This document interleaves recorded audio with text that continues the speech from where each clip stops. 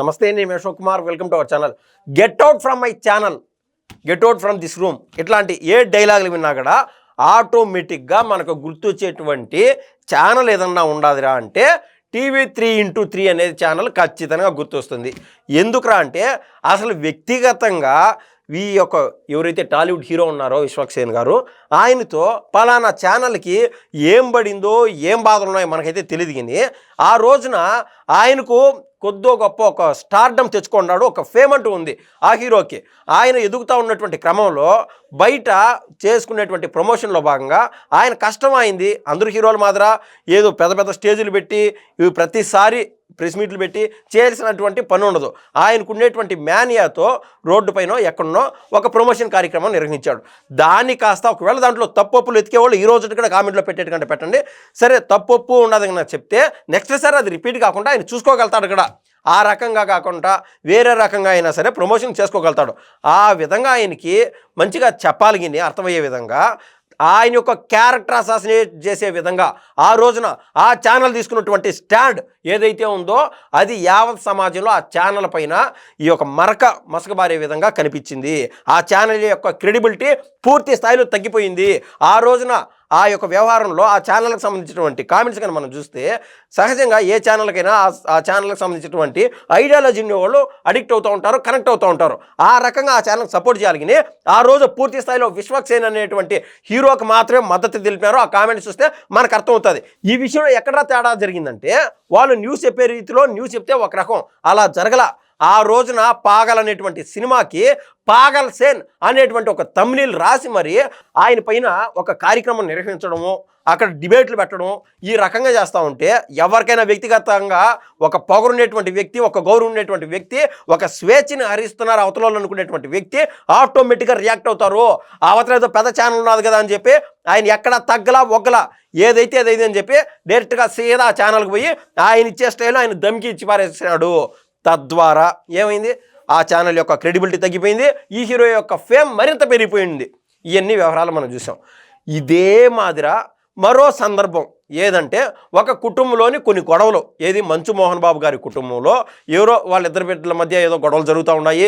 ఆస్తి తగాదాలో లేకుండా ఉంటే ఏదన్నా ఫేమ్ తగాదాలో ఏదైనా కావచ్చు, వాళ్ళ వ్యక్తిగత జీవితము అంతో ఇంతో ఇది మీడియాలో ప్రతిరోజు ఈ వార్తలు వండి వారుస్తున్నారు. కాబట్టి ఏం జరిగిందిరా అని చెప్పి ప్రజల్లో చర్చలు జరగడం సర్వసహజమే.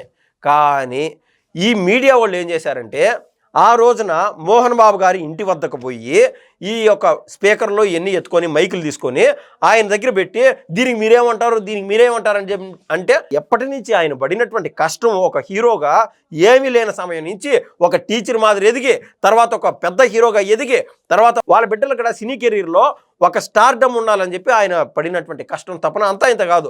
తర్వాత ఇంకా దైవేచ్ఛ ఆ యొక్క పిల్లోళ్ళు ఆ క్రెడిబిలిటీ తెచ్చుకోగలిగినారో ఫేమ్ ఉండదో లేదనేది అది సెకండరీ.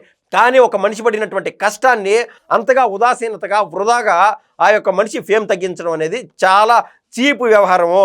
ఆ రోజున మోహన్ బాబు గారి వ్యవహారంలో కూడా ఇదే ఛానల్ ఎత్తుకొని ఆ గొట్టాలు అయ్యింది పెట్టి దీనికి మీరేమంటారంటే నాయన ఒక 10 రోజులు 15 రోజులు టైం ఇస్తే ఆ కుటుంబ సభ్యులు ఓళ్ళు చర్చలు చేసుకొని వాళ్ళిద్దరు బిడ్డల మధ్య సయోధ్య కుదిరించి ఎక్కడ జరిగిందిరా, ఎందుకు ఇంటి గుట్టు బయట పెట్టుకోవడం ఎందుకు అని చెప్పి ఆ హీరో గారు ఆ ఇద్దరు బిడ్డలను పక్కన పెట్టి సమన్వయం కుదిరించుండేవాళ్ళు.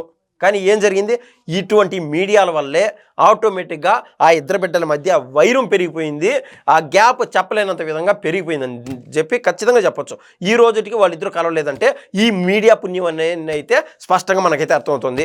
ఆ రోజున మోహన్ బాబు గారు ఏం చేశారంటే ఈ గొట్టాలు ఎత్తుకొని ఆయన మూతి దగ్గర పెట్టినప్పుడు అది తీసుకొని పెరుక్కొని ఇట్టేసాడు. ఖచ్చితంగా జర్నలిస్టులు కావచ్చు, మీడియా సభ్యులు ఎవరైనా కావచ్చు దాన్ని పూర్తి స్థాయిలో ఖండించాలి కూడా. కానీ మనము ప్రతి కాయిన్కి 2 సైడ్లు ఉంటాయన్నట్టు ఆ యొక్క మోహన్ బాబు గారి యొక్క విధానము, ఆయన యొక్క బాధ ఏంది, ఆయన ఏ విధంగా బాధపడినాడు ఆ రోజు ఖచ్చితంగా ఆలోచన చేయాలి. దీన్ని బట్టి ఏమర్థమవుతుంది, అసలు పబ్లిక్ డొమైన్లో ఏమనుకుంటున్నారో ఆ వ్యవహారాన్ని అని చెప్పి ఆ రోజున పలానా ఛానల్ కామెంట్స్ మనం కన్నా చదివితే క్లారిటీగా అర్థమైపోయింది. పూర్తి స్థాయిలో అప్పటి వరకు మోహన్ బాబు గారిని ట్రోల్ చేస్తూ ఉండేటువంటి వ్యక్తులు అందరూ వీళ్ళపైన తగులుకున్నారు. TV3x3 అనే ఛానల్ని ఆటోమేటిక్గా తగులుకొని ఈ యొక్క మీడియాని వేసుకోవడం మొదలుపెట్టేశారు. తద్వారా మోహన్ బాబు గారికి ఫేమ్ తెచ్చినట్టు అయ్యింది ఈ పలానా TV3x3 పుణ్యమా అని చెప్పి. ఇదే మాదిర సరికొత్తగా మరో సంఘటన నిన్న మొన్న చోటు చేసుకునింది. అదేంద్రా అంటే ఇమ్మడి రవి అనేటువంటి వ్యక్తి ఐబొమ్మ నిర్వాహకుడు. ఆయన కోట్లాను కోట్లు డబ్బులు సంపాదించేశాడంట. పూర్తి వివరాలు లేకపోతే ఆయన 3 కోట్ల రూపాయలు బ్యాలెన్స్ పెట్టుకున్నాడంట ప్రస్తుతం ఆయన అకౌంట్లో. ఈ క్రమంలో దాదాపు 13 కోట్ల రూపాయలు డబ్బులు పెట్టి ప్రపంచంలోని దాదాపు 120 దేశాలు తిరిగేశాడంట ఆ వ్యక్తి. ఇంకా వెస్టిండీస్లోని ఆ కరీబియన్ దీవుల్లో ఏమో ఒక దేశానికి సంబంధించి ఆయన యొక్క గ్రీన్ కార్డు మాదిర ఏదైతే ఉంటుందో ఆ దేశ సభ్యుడు అని చెప్పి నామకరణం కూడా చేసుకున్నాడంట. ఆయన జీవితం పూర్తిగా ఆయన వ్యక్తిగతం. కానీ అందరూ ఖచ్చితంగా ఖండించాల్సినటువంటి విషయం ఏంటంటే ఆయన చేసినటువంటి తప్పు, ఆయన ఎంచుకున్నటువంటి మార్గం చాలా ప్రమాదకరమైంది. ఏంద్రా అంటే ఒక బాహుబలి సినిమాలు కావచ్చు, లేకుంటే హిందీలోని పెద్ద పెద్ద సినిమాలు కావచ్చు, రాబోయే ప్రభాస్ గారి సినిమాలు, లేకుంటే జూనియర్ ఎన్టీఆర్, మహేష్ బాబు గారు, అల్లు అర్జున్, అదేవిధంగా రామ్ చరణ్ గారు, ఈవెన్ చిరంజీవి గారు, బాలకృష్ణ గారు, ఎంత పెద్ద హీరోల సినిమాలు అయినా సరే ఇట్టే 3 రోజుల గ్యాప్లో ఓజీ సినిమా కూడా ఆ మధ్య ఐబొమ్మలో వచ్చిందంటే ఇంకా ఎంత ఆశ్చర్యకరంగా ఉందో చూడండి వ్యవహారం. వాళ్ళేమో పాపమో ఏమవుతుందో తెలియక అంటే జూనియర్ ఎన్టీఆర్ గారు ఒక సభలో చెప్పినారనమాట. ఏది మేము కేవలం పేషెంట్ మాదిరా దాన్ని తీసుకొని వచ్చి థియేటర్ ఏదైతే ఉంటుందో అంటే హాస్పిటల్లో పెడతాం, దాన్ని బతికించాలన్నా ప్రేక్షకులే, చంపేయాలన్నా ప్రేక్షకులే. ఈ గ్యాప్లో ఈ రివ్యూవర్లు ఏం చేస్తున్నారంటే ఆటోమేటిక్గా ఈ యొక్క ఎవరైతే పేషెంట్ చంపేసే విధంగా ఈ బతకడం అని చెప్పేస్తున్నారు. ఈ మాదిరి ప్రమాదం పొంచి ఉన్నది ఈ సినీ ఇండస్ట్రీకి అని చెప్పి జూనియర్ ఎన్టీఆర్ గారు ఒకనొక సమయంలో వాపినారనమాట. ఈ మాదిరి రివ్యూవర్లు ఒక పక్క, మరో పక్క ఇమ్మడి రవి అనేటువంటి వ్యక్తి ఒక పక్క తగులుకున్నాడు. కానీ ఇందాక నేను చెప్పినట్టు కాయిన్కి అదర్ సైడ్ ఒకటి ఉంటుంది కదా, అదర్ సైడ్ ఏంద్రా అంటే ఇమ్మడి రవి అనేటువంటి వ్యక్తి డబ్బులు సంపాదనలో భాగంగా అదే ధ్యేయం పెట్టుకొని ఆయన ఏం చేస్తూ వచ్చినాడు, ప్రతి ఒక్క మల్టీప్లెక్స్ థియేటర్లో కావచ్చు, లేదా నియోజకవర్గ స్థాయిలో ఉండేటువంటి థియేటర్లో కావచ్చు, ఈవెన్ పాప్కార్న్ కొనాలన్నా, అక్కడ ఛాయ్ కొనాలన్నా, ఒక 20 రూపాయలు కూల్ డ్రింక్ కొనాలన్నా అక్కడ 20 రూపాయలు కూల్ డ్రింక్ కాస్త 60 రూపాయలు చేస్తున్నారు. ఎంత ఘోరమో! అసలు సమాజం ఏమైపోతుంది? వాళ్ళేమో పక్కన బాగా డబ్బులు వాళ్ళు వచ్చి వాళ్ళు ఏమో తింటూ ఉంటారు. పేదవాళ్ళు బతుకులేంది? వాళ్ళు ఒకవేళ ఆ పేదవాళ్ళు పాపం వాళ్ళు కుటుంబ సభ్యులతో వచ్చింటారు కదా, వాళ్ళు వాళ్ళ బిడ్డలు తీసుకొని వచ్చింటారు కదా, వాళ్ళకి అది తినాలనిపిస్తుంది, పెరుక్కొని తినలేరు. ఇట్లాంటి బేసిక్ లాజిక్స్ అనమాట. కనీసం మినిమం కామన్ సెన్స్. డబ్బులు always rich becomes richer and poor becomes poorer అనేది ఊరికే కాదు, ఈ విధంగా క్వాలిటీ ఆఫ్ లైఫ్ పెరిగిపోతూ వస్తుంది ఏ వతలు డబ్బులు సంపాదించే వాళ్ళది. ప్రతి ఒక్క చోట ఇదే మాదిర ఈ యొక్క ఎకనామిక్ క్లాష్ అనేది జరుగుతూ వస్తుంది.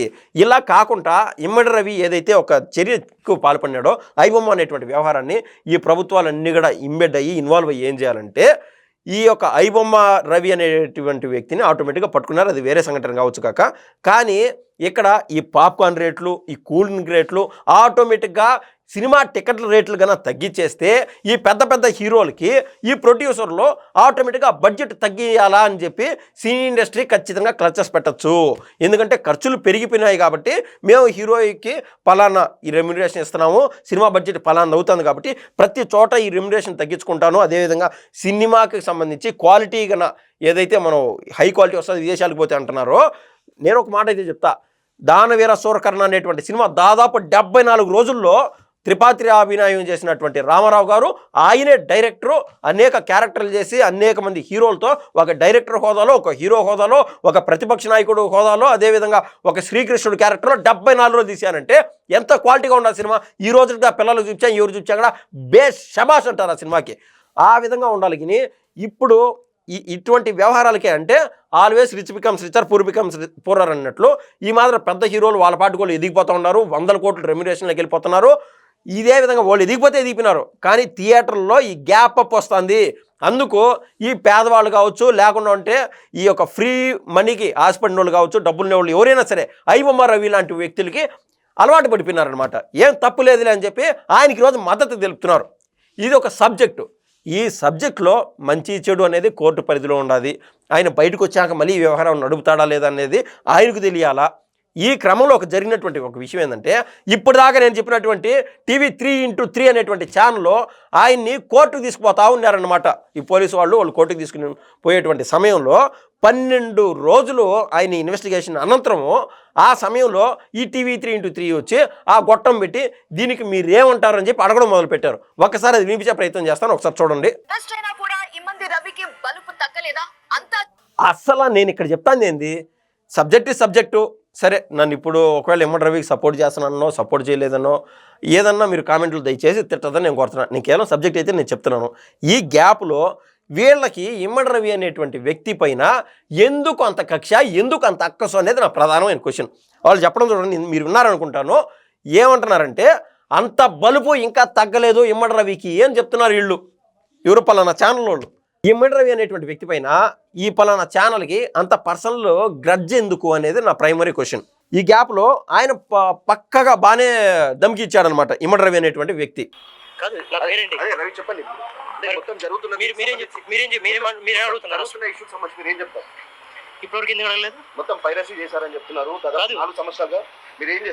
ఈ వ్యవహారానికి మొదలు ఇమ్మడి రవి అనేటువంటి వ్యక్తితో ఈ విలేకరు మాట్లాడే సమయంలో చెప్పండి ఐబొమ్మ రవి అని మొదలు పెట్టాడనమాట. అది గ్యాప్ వచ్చింది. నేను ఐబొమ్మ రవినా ఇమ్మడి రవినా నీకు తెలుసా అని ఆయన సరైన రీతిలో ఆయన సమాధానం ఇచ్చాడు. ఆ రవి అనేటువంటి వ్యక్తి సరిపోయింది, కోర్టులో మాట్లాడతాను అన్నాడు అనమాట.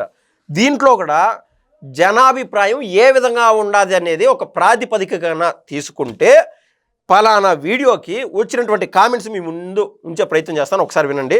మీడియా మీద యాటిట్యూడ్ కాదు పలానా ఛానల్, అది టీవీ 3x3 మీద యాటిట్యూడ్ చూపించాడు. ఎస్, ఈ మాట ఎందుకంటున్నానంటే ఆ యొక్క యాంకర్ ముందుగానే యాటిట్యూడ్ తగ్గలేదా, బలుపు తగ్గలేదా అనింది కదా. ఆటోమేటిక్గా ఎవరైతే నెటిజన్లు ఉన్నారో, ఈ కామెంట్లు పెట్టే వాళ్ళు ఉన్నారో, సరైన రీతిలో వాళ్ళు రెస్పాండ్ అయినారు. ఏమని పెట్టారు? మీడియా ముందు కాదులే పలానా ఛానల్ మీద యాటిట్యూడ్ చూపించాడు, బాగానే ఉండదని. మీకెందుకు చెప్పాలి? కోర్టులో చెప్పుకుంటాడు. మీ మీడియా ఓవర్ యాక్షన్ ఎందుకు? వేరే కామెంట్, ఇంకా మీ మీడియా కన్నా ఐబొమ్మ రవి చాలా గ్రేట్. ఆయనకి ఇదో ఇట్లాంటి రోళ్లే, అంటే ఎవరు పాటుకోళ్ళు బతుకుతూ ఉంటే ఇట్లాంటి రోళ్ళు గిల్లి గిచ్చి కురికి ఇట్లాంటి వాళ్ళని ఫేమస్ చేసేసారనమాట. నేను అదే అంటాంది. ఈ రవి అనేటువంటి వ్యక్తితో వీళ్ళేదో వ్యూస్ పెంచుకుందామని ఇంకొకటి చేసుకుందామని చెప్పి ఆయన పైన అంత తపనెందుకు? ఆయన క్యారెక్టర్ అసాసినేట్ చేసే అంత విధంగా వీళ్ళు ముందుకెళ్ళడం ఎందుకు? మంచో చెడో కోర్టు పరిధిలో ఉన్నది, కోర్టు చూసుకుంటారు కదా. కోర్టు చెప్పిన తీర్పు ప్రకారం ఆయన నడుస్తాడు కదా, అదైతే తప్పదు కదా. కానీ వీళ్ళకి బలుపు తగ్గలేదు, ఇంకొకటి తగ్గలేదని ఇటువంటి మాటలు ఆ రోజున విశ్వక్సేన్ గారి పైన ఏ విధంగా అయితే అన్నారో ఇటువంటి ఇమ్మడి రవి పైన కూడా ఈ విధంగా మాట్లాడడం అనేది చాలా విడ్డూరం. కరెక్ట్గా చెప్పాడు. టీవీ 3x3కి చెప్పుతో కొట్టినట్టు, అందుకే బాగా ఇగో హర్ట్ అయినట్లుంది ఈ ఛానల్కి. రవి సూపర్గా చెప్పాడు. వాట్ అన్ యాటిట్యూడ్ షేడ్జీ, సూపర్. బలుపు కాదది, బాధ. ఆయన ఒక కామెంటు. రవి కరెక్ట్గానే చెప్పాడుగా, మీకెందుకు చెప్పాలి? తప్పు లేనప్పుడు ఇలా చేస్తే కోపం వస్తుంది, కావరం ఎందుకు? మీకు మంచిగా ఆన్సర్ ఇస్తే ఓకేనా? మరి మీ యాటిట్యూడు అంటే వీళ్ళకు వంగి దండాలు పెట్టాలన్నమాట. ఎలక్షన్ ముందు వీళ్ళు ఏ పార్టీతో లాలూచిపడినారో ఈ రోజుకి ఏ పార్టీకి వంతపడుతున్నారో, ఇట్టోళ్ళు ఒక్కరిని వాడు మంచి వాళ్ళు చెడ్డ అని చెప్పేదానికి వీళ్ళకి బేసిక్ హక్కు లేదని నేనైతే భావిస్తున్నా. కోర్టులో మాట్లాడుకుందాం అంటే రవి గారు చెప్పినటువంటి ఏదైతే ఆయన అన్నాడో ఈ నెటిజన్లు ఆటోమేటిక్గా కామెంట్లు పెట్టడం మొదలుపెట్టారు. మీకు ఎవరు చెప్పాడు కదా, సిగ్గు లేకుండా అతని వెనుక పడుతున్నారు. ఇలా రాసుకుంటా పోతే దాదాపు 410 కామెంట్లు, మొత్తం 410 కామెంట్లో 380 పైచిలుకు కామెంట్లు రవి అనేటువంటి వ్యక్తికి సపోర్ట్ చేస్తా పెట్టారు నెటిజన్లు. ఇది రవికి సంబంధించినటువంటి జనాభిప్రాయం ఏ విధంగా ఉండాలి అనేది పలానా టీవీ 3x3 పుణ్యం అని చెప్పి మనకైతే అర్థమవుతున్నటువంటి విషయం. ధన్యవాదాలండి.